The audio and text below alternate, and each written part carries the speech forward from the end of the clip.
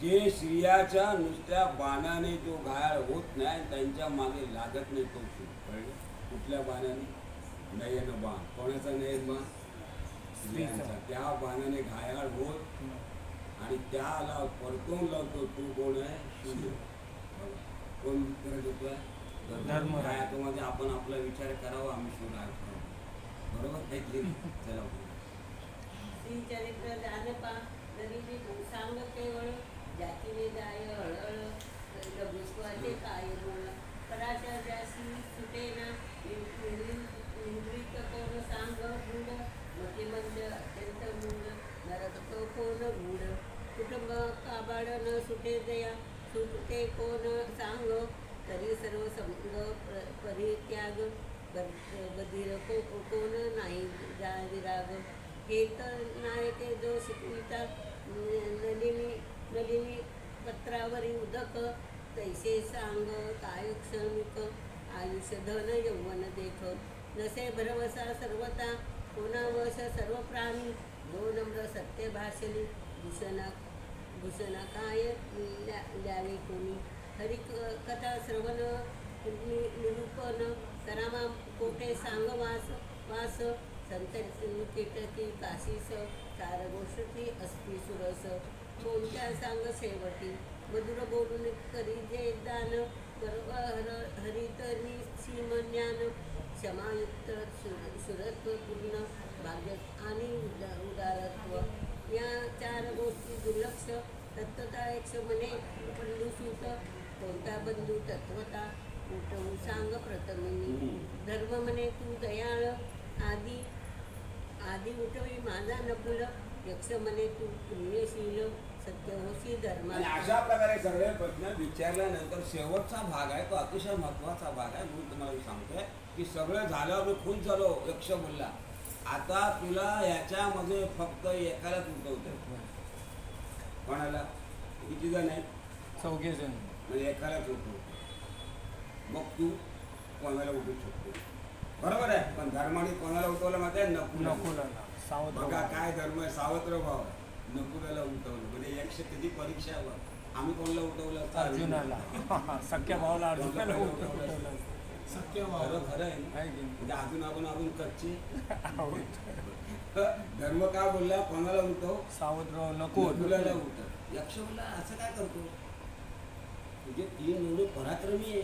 भीम आणि अर्जुन पराक्रमी आहे. त्यातला एवढे नकुल आणि सहदेव काय आणि एवढे पण नाही. पण आता धर्म उत्तर देतो हे म्हटल्यासारखं म्हणून तिथे थांबलं ऐका.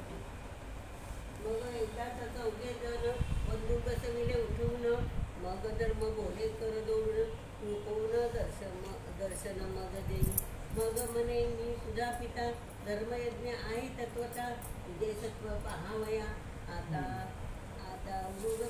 त्यावेळेला मग त्या यक्षाने विचारलं अरे तुला मी एक संधी दिली आणि तू तुझ्या भावाला न उठवता सख्य नकुलाला का उठवलं? त्याला बघा प्रश्नाचं उत्तर दे. तेव्हा ते धर्माने उत्तर दिलं.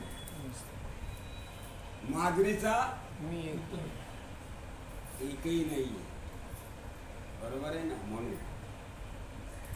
आमच्या जीजनची पहिली पैदोरी तिचा एक पुत्र आहे. बरोबर आहे. कोण? कुंती पुत्र कोण? 3 जण आहेत. पण माद्रीचे 2 आहेत. कुंती पुत्र एक जवंत आहे. कोण? मी. पण धर्मराजा म्हणून एक कुंतीचा असेल आणि एक कोणाचा असेल हे माझं धर्म आहे. खुश झाला होतो. 4 चौघाने कोणाला? यक्षाने कोणाला उठवलं? धर्म नाही. धर्म म्हणजे सोपा आहे काय? आपल्याला वाटतं धर्म हिंदू धर्म आमचा धर्म नाही कठीण आहे. आम्हाला सुद्धा कळत नाही धर्म म्हणजे भारी आहे. मग 4 उठले आणि मग विचारलं कोण तुमची परीक्षा पाहायला मिळाली. तुम्ही अजूनही एवढा त्रास तुम्हाला होतोय एवढं तुम्हाला दुःख भोगावं लागतंय तरी पण तुम्ही आपलं सत्व सोडलं की नाही बघण्याकरता मिळालं. तुम्ही तुमचं सत्व सोडलेलं आणि आपल्याला जरासा त्रास झाला की आम्ही आमचं सत्व दर्शन पाठन वंदी चरण अरणी पात्रे आणून तू करवले निधनी तुझी अज्ञात वास कोणी ओळखतील तुम्हास क्रमाने विराट नगरी वर्ष राज्यास पावाल ऐसे सांगून सूर्य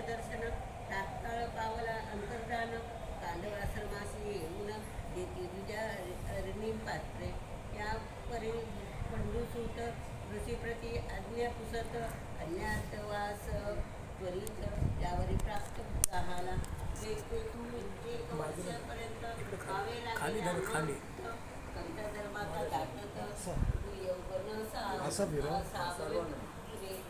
विप्रांचा ऋषी सत्प्रेम होऊन धर्मासभेचे आशीर्वचन लवकरी प्राप्त हो राज्यासन शत्रू समस्त निवटवणीया समस्यांची आज्ञा घेऊन ते भूमिका सांगून एक कोश पुढे जाऊन पांडवदान उतरले तेथे बैसून विचार करतीने आता पांडुकुमार ते ब्रह्मानंदे श्री रुक्मिणीवर श्रीधर मुखे वदतील अरण्य पर्वे संपले तेथ पुढे विराट पर्व गोड बहुत हे श्रवण करिता समस्त पापदा गहन होय ज्यांचा ऐकता वनवास आपणा सुख होई विशेष संकट निरसन विशेष याची करुणा ऐकता या पर्वाच्या अध्याय संस्कृत संख्या बोलिता सत्यवती सुख 19 अध्याय सुरस बहुत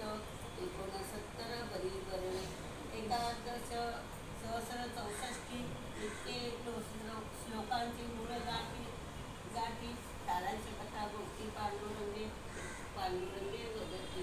वदविली नव अध्यायात संपूर्ण वन पर्वत राहाने निरूपण 23व्या अध्यायापासून 30 पर्यंत झाले एकूण 4 अध्याय अपूर्व पुढे करिसा विराट पर्व महासंकट भेद पर्व श्रवण पठन करिताचे ब्रह्मानंद रुक्मिणीवर श्रीधर हृदय कल्याण भ्रमरा वरदे द्वारा ग्रंथ पुढे चालवता स्वस्ती श्री पांडव प्रताप ग्रंथ अरण्य पर्व व्यास भारत त्यातील सारांश यथार्थ 31व्या कथेला